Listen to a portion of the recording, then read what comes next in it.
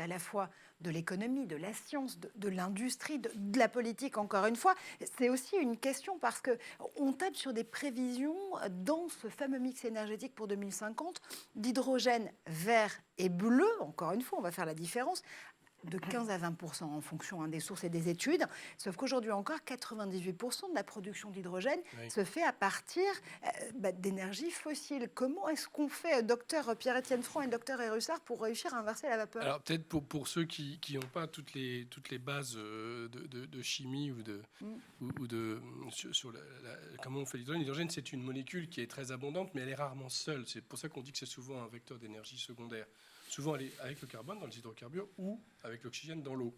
Et donc, effectivement, la méthode la plus simple pour produire de l'hydrogène aujourd'hui, c'est de casser la molécule de gaz. Donc ça, c'est très simple, mais ça émet du CO2. Par définition, CH4, je le chauffe, je le fais passer dans des catalyseurs, ça fait du CO2. Donc l'autre méthode, c'est de casser la molécule d'eau. H2O, je casse, je fais que de l'hydrogène. Et si la source d'énergie que je prends est renouvelable ou bas carbone, nucléaire, dans ces cas-là, j'ai bien une source décarbonée. Mais c'est un peu plus compliqué, c'est moins efficace, c'est un peu plus cher. Donc oui, aujourd'hui, 98% d'hydrogène est fait avec du gaz naturel ou du charbon, mais essentiellement du gaz naturel. Et demain, c'est l'inverse qu'il faut faire. Alors, c'est plus cher, mais comme le prix du gaz monte, d'une part, comme on est en train de passer sur des tailles d'électrolyseurs beaucoup plus importantes et sur des projets beaucoup plus nombreux, en fait, les coûts sont en train de baisser. Et même aujourd'hui, je vais vous dire, dans la situation du prix du gaz naturel en Europe, aujourd'hui, compte tenu de la crise en Ukraine, de la guerre en Ukraine, l'hydrogène vert produit en Espagne serait moins cher que l'hydrogène gris fabriqué avec du gaz naturel acheté au prix d'aujourd'hui. Et à long terme, on pense que les deux vont se rejoindre dans la décennie parce que le prix du gaz va être affecté d'une taxe carbone.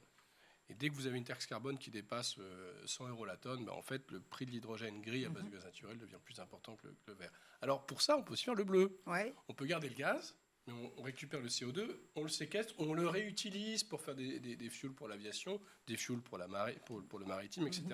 Alors on n'a pas tout réduit, on continue d'utiliser du gaz, donc c'est encore fossile, mais on a réduit par 2 si on utilise le carbone. Et puis si on le stocke, on a effectivement enfoui le CO2. Donc ça, c'est une piste qui se développe, c'est l'hydrogène bleu.